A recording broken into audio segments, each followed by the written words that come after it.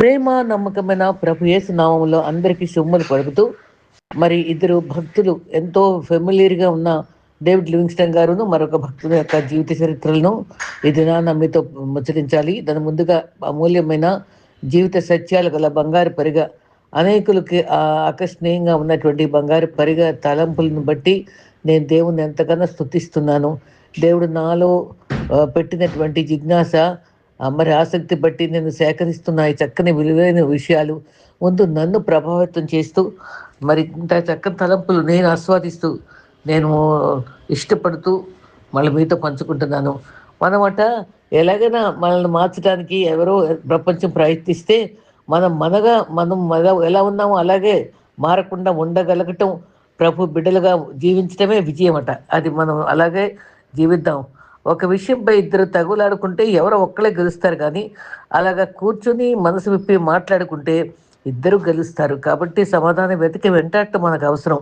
జీవితంలో ఏదైనా సరే ఇష్టపడితే నచ్చుతుంది, కష్టపడితే దగ్గుతుంది, నిలబెట్టుకుంటే మిగులుతుంది. మళ్ళీ చెప్తాను, ఇష్టపడితే నచ్చుతుంది, కష్టపడితే దక్కుతుంది, నిలబెట్టుకుంటే మిగులుతుంది. అది ఆలోచించుకోవాలి. అయితే గర్వం కన్నా గౌరవం గొప్పది, సంపద కన్నా సంస్కారం గొప్పది, హోదా కన్నా హుందాతనం గొప్పది, అహంకారం కన్నా ఆప్యాయత గొప్ప. మరి చెట్ల విలువ ఎండాకాలంలో తెలుస్తుంది, గురువు విలువ కష్టకాలంలోనూ, దేవుని యొక్క విలువ ఆపదలోనూ, స్నేహితుడి విలువ బాధల్లోనూ ఖచ్చితంగా తెలుసుకుంది. అందుకే వీటన్నిటి కూడా మనం బహు బాధ్యతగా వివేకంతో కాపాడుకోవాలి. వివేకం కలిగి ఉండాలని, పాముల వల్ల వివేకంగా బావురాలు నిష్కల్మషంగా ఉండమని ప్రభు చెప్పింది మనం పాటించాలి.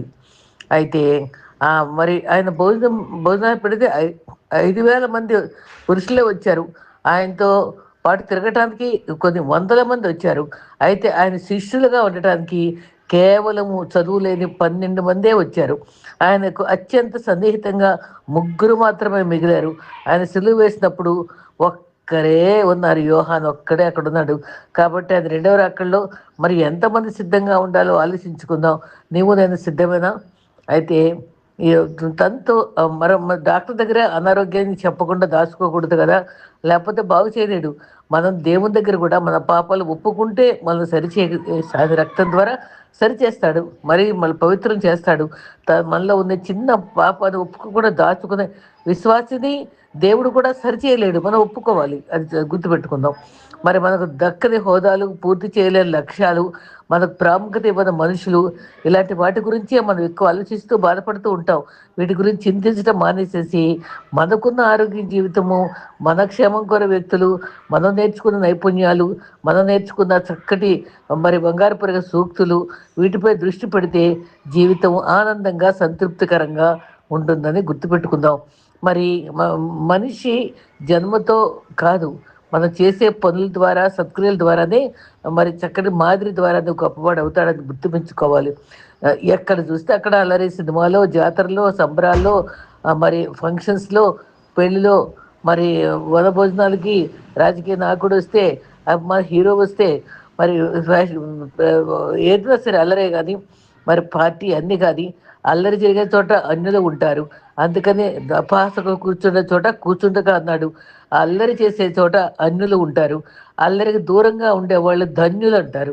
మనం ధన్యులుగా ఉండాలి. మనం యెహోవా దేవుడు కాగల జనులు ధన్యులు, వాళ్ళ పాపానికి దూరంగా ఉంటారు. అయితే ఆరోగ్యంగా ఉండే శరీరం, ప్రశాంతంగా ఉండే మనసు, ప్రేమతో నిండిన గృహం, ఇవన్నీ కొందామంటే దొరికేవి కాదు. మనం సత్ప్రవర్తన ద్వారా, మన వివేకంతో కాపాడుకోవడం ద్వారా సంపాదించుకోవాలని గుర్తెరుగుదాం. మరి పుకారు దొంగల కంటే ప్రమాదమైనవట. దొంగ ఆస్తిని మాత్రమే దోచుకుంటాడు. పుకార్లు మనిషి గౌరవము, నిజాయితీ, కీర్తి, విశ్వసనీయత మొదలగు వాటన్నిటిని నాశనం చేసేస్తాయి. కాబట్టి నువ్వు ఎంత సంపాదించుకున్నా శాశ్వతం కాదు. ఎంత గెలిచినా ఓడినా నిన్ను విడిచి వెళ్ళని ఒక బంధాన్ని మన కోసం కన్నీరు కార్చి, మన భుజం మీద చేయేసి మన కన్నీరు తుడిచే ఒక మంచి విశ్వాస స్నేహితుడు కావాలి మనకి. అది ప్రభువు దగ్గర మనకి ఎంతో ఆనందాన్ని, తృప్తిని కలిగించిందని గుర్తుపెట్టుకుందాం. తర్వాత రాసేవారికి అక్షర విలువ, సంపాదించే వారికి డబ్బు విలువ, కష్టపడే వారికి బ్రతుకు విలువ, పండించే వారికి పంట విలువ, భవిష్యత్తు మీద ఆశ ఉన్న వారికి చదువు విలువ, లక్ష్యం ఉన్న వారికి జీవిత విలువ తెలుస్తుంది.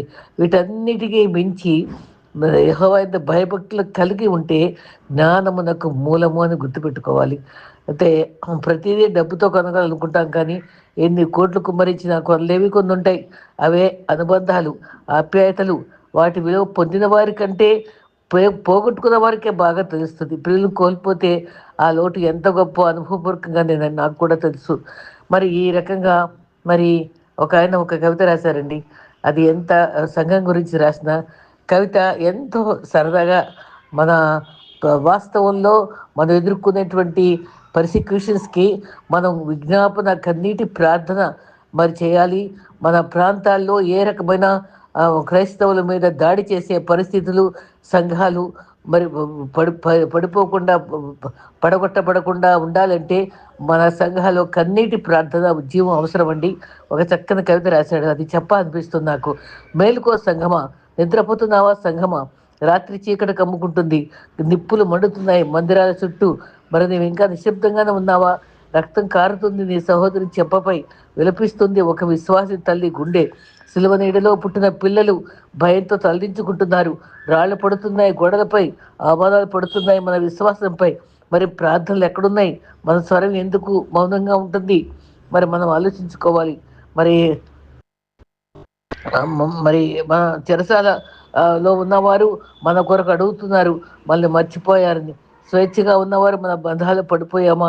శిలువ మనకు అలంకారం కాదు, అది త్యాగానికి పిలుపు. బైబిల్ మనకు పుస్తకం కాదు, అగ్ని లాంటి స్వరం. మేలుకో సంగమా, ఇది నిద్రకాలం కాదు, మోకాళ్ళపై పడే కాలం, అది భయపడే సమయం కాదు, సత్యానికి నిలబడే కాలం. మరి కాబట్టి లే, ప్రార్థించు, నిలవబడు. మరి ఎందుకంటే సులువు మార్గం ఎప్పుడు సులువు కాదు, అది మాత్రమే విజయానికి దారి. ఎంత బాగుందండి. ఇది తప్పకుండా మేల్కొని మనం ఒక్క నిమిషం ఇప్పుడే కళ్ళు మూసుకొని పర్సిక్యూషన్ పొందేదని బిడ్డలు తాల్చుకుంటూ ఇక దాన్ని ఆపే శక్తి ప్రభు మనకి ఇవ్వాలి. అక్కడ ఈ ఆ ప్రాంతంలో ప్రతి ప్రాంతంలో ప్రభు మనల్ని రక్షించుకోవాలని ప్రార్థించుకుందాం. మరి ఇంత చక్కని తలంపులు ప్రభు ఇచ్చిన కృపను బట్టి స్తుతిస్తూ మరి ఇద్దరు అద్భుతమైన జీవితాల చరిత్రల్ని విందాం. ఎంతో విలువైన చరిత్ర, చిరస్మరణీయంగా ఉన్న మరి వీరిద్దరి యొక్క త్యాగం, ప్రేమ, మరి భక్తి మనం అనుకరిద్దాం. విశ్వాస వీరుడైనటువంటి మరి డేవిడ్ లివింగ్స్టన్ గారి జీవితాన్ని గురించి తెలుసుకుందాం. ప్రభుకి ఇష్టలుగా జీవించాలంటే ప్రభుకి మన శరీరంగానే సమర్పించుకోవాలని కోరుకుంటాడు. ఒకసారి ఒక భక్తుడు 90 ఏళ్ల వయసులో ఒక చిన్న ప్రార్థనా గుంపులో పాడిన పాట ఈ బాల్యంలో డేవిడ్ లివింగ్స్టన్ని ఆకర్షించింది. ఆ ప్రాంతంలో ఆ మీటింగ్కి వెళ్ళిన అతను మళ్ళీ వెనుక తిరగలేదు. మీలో ఎవరైనా మరి దేవుని సేవకు రాగలరా, నేను వృద్ధుని అయిపోయాను, నేను సేవ కొనసాగించడానికి మరి ముందుకు రావాలని కోరుకుంటున్నాను, మీ హృదయంలో వాంఛ ఉండాలి, ఆ మంట ఉండాలని అడగగానే అతను చివరగా కూర్చున్నటువంటి డేవిడ్ లివింగ్స్టన్ చేతులు ఎత్తాడు. అతనిలో మంట, ఆరని మంట తను చనిపోయే వరకు అది రగులుతూనే ఉంది. మరి మనలో మార్పు లేకపోతే మరి రాళ్ళు కూడా సాక్ష్యం చెప్పగలవు. మనం ఎన్నో సాక్ష్యాలు, ఎన్నో రకాల బోధలు వింటున్నాం. మన హృదయాల్లో మంట ఉందా? ఆ రోజు వాక్యం విని తను మరి వివాహం అయిన తర్వాత భార్య ఉన్నప్పుడు కూడా భార్యతో చెప్పి నేను స్వార్థ సేవ చేయాలి అని మరి అన్నప్పుడు ఆటంకం ఏమి చేయాల. మరి ఒక నది దాటి మరి ప్రాంతానికి వెళ్ళి అనాగరికుల మధ్య, మరి అక్కడ చదువు లేని వాళ్ళు, నరమాంస భక్షకుల మధ్య ఆయన సేవ చేయడం జరిగింది. ఆయన నిజానికి ఆయన స్కాటిష్ ఫిజిషియన్, అంటే డాక్టర్, స్కాట్లాండ్లో డాక్టర్, క్రైస్తవ మిషనరీ. మరి 19వ శతాబ్దంలో ఒక గొప్ప హీరో అనాలి, ఆత్మీయమైనటువంటి సంచలనం కలిగించినటువంటి గొప్ప వీరుడు. మరి ఆయన మార్చి 19, 1817 మరి యునైటెడ్ కింగ్డమ్ మరి ఆ ప్రాంతంలో ఆయన బ్లాంటైర్ ప్రాంతంలో జన్మించాడు. మే 1, 1873లో మరి లివింగ్స్టన్ మెమోరియల్లో మృతి పొందాడు.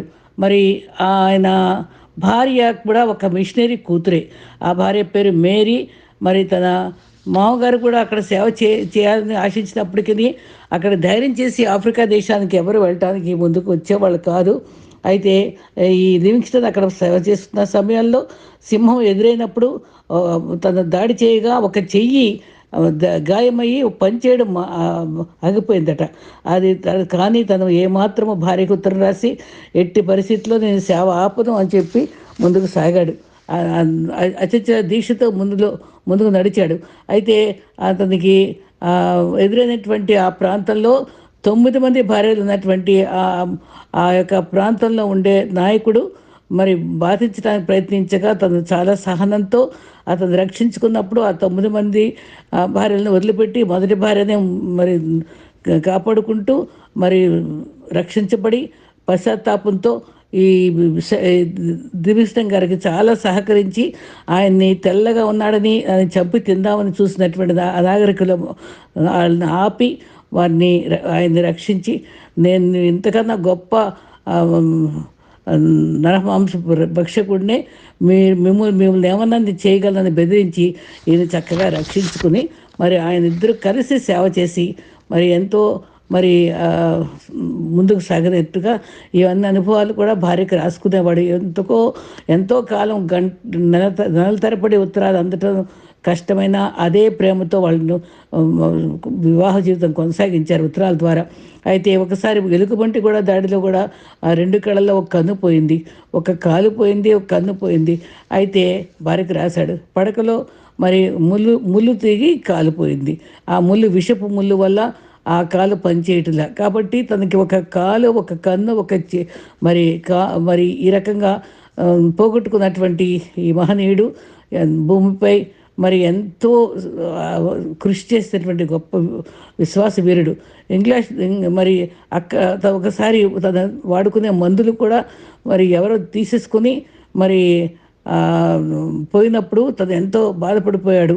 మరి ఈ మందు లేకపోతే తనకు చాలా కష్టం. ప్రార్థన చేసుకున్నాడు. అప్పుడు ఒక తెల్ల ఆయన వచ్చి, నేను ఒక నాస్తికుడిని, నేను నీ జీవిత చరిత్ర రాయడానికి వచ్చాను, కానీ నేను నువ్వు ప్రకటించే క్రీస్తుని మాత్రం నేను నమ్మను అని చెప్పినప్పుడు పర్వాలేదు అని అంతపాడు సహచర్యంగా ఉన్నప్పుడు తన జీవిత విధానాన్ని చూసి ప్రభావితం చేయబడి తన మొక్కాళ్ళ జీవితంలో పశ్చాత్తాపడి తన జీవితాన్ని అంకితం చేసుకొని కలిసి సేవ చేయడానికి ముందుకు సాగారు. మరి ఈయన ఎంతో భయంకరమైనటువంటి పరిస్థితుల్లో వాళ్ళందరి రక్షణకై భారంతో ప్రార్థిస్తూ బలహీనుడిగా ఉంటూ కూడా సాగిపోయేవాడు. అయితే భార్య బిడ్డలని పట్టించుకునే పరిస్థితి లేదు. మరి నేను వస్తాను తర్వాత అని చెప్పి 5 సంవత్సరాల తర్వాత తను ఆ దేశం మళ్ళీ వదిలి భార్య దగ్గరికి వెళ్ళినప్పుడు తను గుర్తుపట్టలేకపోతుంది. తన తెల్ల రంగంతా గోధుమ రంగుగా మారిపోతుంది. ఎంతో బలహీనుడై ఉన్నప్పుడు వాళ్ళు ఆ కాలేజీకి తను దర్శించడానికి వెళ్ళినప్పుడు ఇంత మహనీయుడు ఇంత సేవ చేశాడని చాలా గౌరవించి తను సన్మానించడం జరుగుతుంది. ఆయన అంతా మరి మందుల విషయంలో తను బాధపడ్డప్పుడు మరి ఆ వ్యక్తి తనకి ఇచ్చినటువంటి అనుభవంలో అద్భుతమైన అనుభవాన్ని పొంది కొంచెం ఆరోగ్యంతో కూడా తను ఎంతగానో దేవుని సేవ చేయడానికి ముందుకు సాగాడు. అయితే ఆయన జన్మించినప్పటి నుంచి కూడా వాళ్ళ నాన్నగారు మిషనరీగా ఉన్నప్పుడు, నేను నీ వల్ల మిషనరీగానే జీవించాలి అని చైనాకి మిషనరీగా వస్తాను అని అనుకున్నాడట. కానీ తను డాక్టర్ పేదరికంలో కూడా చక్కగా చదువుకుని మరి మిషనరీగానే చైనా కాకుండా ఆఫ్రికాకి వెళ్ళడం జరిగింది. 1000 గ్రామాల్లో సేవ చేయాలనే దృఢ నిశ్చయం చేసుకున్నాడు. మేరీ వివాహంలో చక్కగా తన సేవకు ఏమాత్రము ఆటంకపరచకుండా, తండ్రి మిషనరీ కాబట్టి చక్కగా, ఆయన పేరు రాబర్ట్ గారు అన్నమాట, చాలా చక్కగా ఆవిడ భర్తకు సహకరించింది మేరీ. అయితే అతని భార్య పిల్లలు వాళ్ళందరూ కూడా, నువ్వు ఆఫ్రికాకి వచ్చినప్పుడు నువ్వు ఇక్కడ తట్టుకోలేవు, నీవు వెళ్ళిపో, పిల్లల్ని చూసుకో అని చెప్పి పంపించేసి మళ్ళీ ఒంటరిగా అక్కడికి వస్తాడు. తర్వాత 5 సంవత్సరాల తర్వాత వెళ్ళాడు. తర్వాత భార్య కూడా తనని మళ్ళీ కొన్ని సంవత్సరాలకి వచ్చి అక్కడ భయంకరమైన విషజ్వరం తనకి సోకి మరి ఎన్నో రకాల బాధలు పడ్డాడు. అడవిలో చెట్లు కన్నుపోయింది, మరి కాలేమో ములుగుచ్చుకొని పోయింది, మరి సింహపు దాడిలోనేమో మరి ఈ రకంగా అవయవాలు పోగొట్టుకుని ఆ బలహీన స్థితిలో కూడా తన ప్రభు కొరకు నిలబడ్డాడు. ఈ రకంగా తను తన జీవితాన్ని ఎంతగానో సేవ కోసం అర్పించుకున్నాడు. మరి మందులు పొందుకుని నా వ్యక్తి కూడా తను సహకరించగా చక్కని సేవ చేసుకున్నాడు. ఈ రకంగా తను మరి ఒకసారి తను సేవ చేసుకుంటూ తన రూమ్లో ఉంటూ మరి మోకరించి ప్రార్థన చేస్తూ ఉండగా మీకోసం ఎవరో వచ్చారన్నప్పుడు బయట వ్యక్తి చూసి ఎంతసేపటికి రాకపోయేటప్పటికి లోనకెళ్ళి ఆయన పలకరించేటప్పటికి ఆయన మోకాళ్ళ మీదే చనిపోయి ఉంటారు. ఆ మోకాళ్ళ మీద ప్రభు కొరకు సేవ చేసిన గొప్ప వ్యక్తి. మరి చనిపోగానే ఇంగ్లాండ్ స్కాట్లాండ్ దేశస్థులు మా ఇంత గొప్ప సేవ చేసిన మిషనరీ యొక్క సమాధి మా దేశంలో చేస్తామని, ఈ ప్రాంతం వాళ్ళేమో మా కోసం గుండె అంతా సేవ చేసుకుని మరి ప్రాణాలు అర్పించిన ఆయన మేము చేసుకుంటామని వాళ్ళిద్దరికి గొడవలు పడతారు. చివరికి ఉట్టి శరీరాన్ని మాత్రం స్కాట్లాండ్ తీసుకెళ్ళగా గుండెని చీల్చి ఆ గుండెను సమాధి పెట్టెలో పెట్టి మరి అక్కడ ఆఫ్రికాలో సమాధి చేస్తారు. ఎంతమంది సేవ చేసిన భక్తుల్లో 2 సమాధులు ఉన్నటువంటి గొప్ప విశ్వాస వీరుడే మరి డేవిడ్ లివింగ్స్టన్. ఈయన జీవితం మనందరికి కూడా స్ఫూర్తి ఇచ్చి ఆయన సేవలో నిమగ్నం అవ్వాలని మరి ప్రభు కోరుకుంటున్నాడని మనం గ్రహించుకుందాం. ప్రియమైన సహ విశ్వాసులకు శుభమని చెప్తూ మరొక విశ్వాస వీరుని గురించి తెలుసుకుందాం. స్టోన్ వాల్ జాక్సన్ అనే గొప్ప భక్తుడు. ఆయన కాలం 19వ శతాబ్దం. క్రీస్తు ఈ లోకంలో జీవించి అనేక అద్భుతాలు చేసి మరి అనేకులను ఆశ్చర్యపరిచారు. ఈ మనుష్యుడు అనేక సూచక్రియలు చేసినాడని విమర్శించారు. ఎందరూ ఆయన బోధకు ప్రభావితమై ఆయన వెంబడించగా విశ్వాసంలో సహవాసంలో నిలబడ్డారు. ఆయన సేవను వ్యక్తిగతంగా సాక్షులుగా ఉన్నటువంటి శిష్యులు హతసాక్షులయ్యారు. అనేక తరాలలో ఆయా భక్తులు గణనీయ సేవలు చేస్తే నాడు నేడు అనేక ఆత్మలను రక్షించేటువంటి జాలిరిగా నిలిచారు. వీరంతా బోధించిన సువార్త సారాంశంలో రక్షణానుభవం కావాలంటే ప్రజలు పాపులమని మొదట గుర్తించేవారు. ఆయన సమీపించే అవసరత గ్రహించుట మొదటి మెట్టుగా సాక్షార్థమైన బాప్తిస్మా అనుభవాన్ని పొందాలని, మరి లోకం ఆశలకు అతీతంగా జీవించాలని అనేటువంటి మార్పుల జీవితాన్ని కోరేవారు. పరిశుద్ధ జీవితం జీవించుటకు నిర్ణయించుకుని భక్తుల బోధనలో క్రమంగా ఆశ్రయించి మేలు పొందుచు రక్షణానందము సహవాసంలో ఉత్సాహభరితులై నిరీక్షణతో పరలోక జ్ఞానంతో జీవించేవారు. ఈ రీతిగా సేవ చేసిన భక్తుల్లో స్టోన్ వాల్ జాక్సన్ ప్రముఖుడు. బండ సందుల్లో నిలిచి ప్రార్థించేవారు తగినవారు కనబడలేదని ఎహెజ్కేల్లో ప్రపంచాన్ని నమ్మి అవలంబిస్తూ నేనున్నానని ముందుకు వచ్చి అద్భుత ఆత్మశక్తితో సేవించిన దైవజనుడు. చివరిసారిగా బండ సందులలో ప్రార్థించే విజ్ఞాపన భారంతో విశ్వాస వీరునిగా నిలిచి ఏమి చేయాలని ఆశిస్తున్నారు ప్రభు అని దైవచిత్తము స్పష్టంగా కనుగొనగలిగిన భక్తుడు. అత్యాసక్తితో ప్రార్థించిన ప్రార్థనా పిచ్చిగల వ్యక్తిగా గుర్తించేవాడు. ఎడతెక్క ప్రార్థించడం ఇట్లో అనుభవపూర్వకంగా నేర్పిన గొప్ప భక్తుని ఎవ్వరూ కనుగొనలేమని చెప్పవచ్చు. యుద్ధ సైనికుల్లో ప్రార్థనాత్మను పొందు పరిచర్య లేక ప్రార్థనా యోధునిగా గుర్తింపు పొందిన జాక్సన్ సేవలు 150,000 మంది సైనికులు ప్రభుని వెంబడించుట చరిత్రాత్మకమే. చరిత్రను కదిలించే ప్రార్థనా వీరుని ప్రార్థన రహస్య ప్రార్థనయే. మరి ఆ విరామంగా అకుంఠిత దీక్షతో విలపించే ప్రవక్తగా పరిశుద్ధాత్మ నింపుదలతో ప్రార్థన చేయి విశ్వాసగా జాక్సను జీవితానుభవము నీకు నాకు విలువైన పాఠాన్ని నేర్పించట్లేదా? ప్రార్థనాత్మతో విశ్వాసులను హెచ్చరించటంలో పని కలిగి ఉందాము. అట్టి గొప్ప కృప ఇటువంటి విశ్వాసం అనుకరించేటువంటి ధన్యత ప్రభు మనకు ప్రసాదించుగాక. ప్రత్యేక దీవెనలో మీకు మెండుగా కొత్త సంవత్సరంలో ఉండుగాక. ఆమేన్.